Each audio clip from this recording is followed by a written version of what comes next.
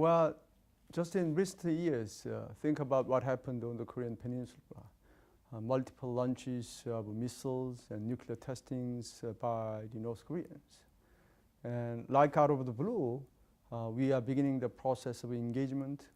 We are talking to them face to face. And finally, tomorrow, there will be the first summit meeting between President Moon and Chairman Kim in Panmunjom. I suppose critics of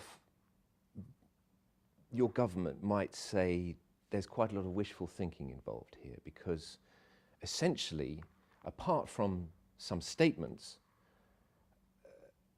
Kim Jong-un has really given up nothing in order to get to this summit.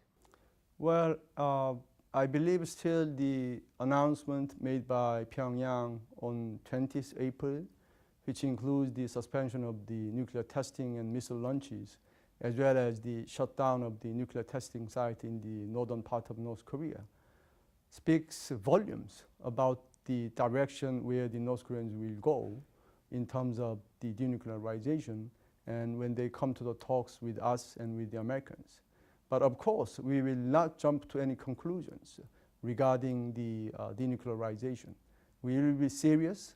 We will be very stubborn in talking with the North Koreans for the importance of the denuclearization of the Korean Peninsula. Kim Jong-un at the end of last year was in a real corner. He was under potential threat of a military strike from the Trump administration, facing the toughest sanctions that North Korea has ever faced. And so he had to find a way out.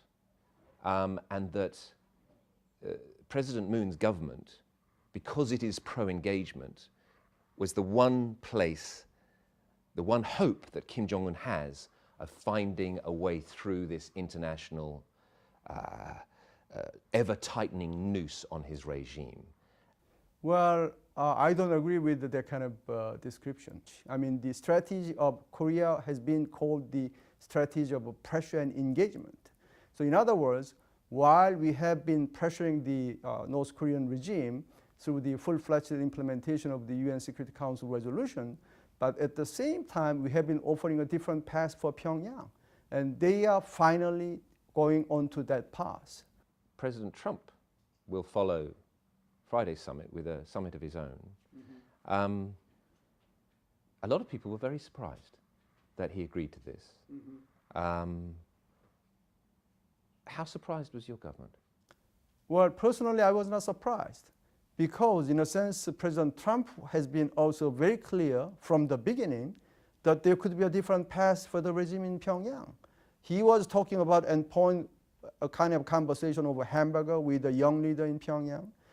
So in a sense, he was sending a very balanced signal, indicating a crisis on the one hand, but indicating a completely different future, completely different avenue for the future of North Korea on the other hand. So when President Trump was accepting the proposal for the talks between the DPRK and the US, I don't think I was surprised.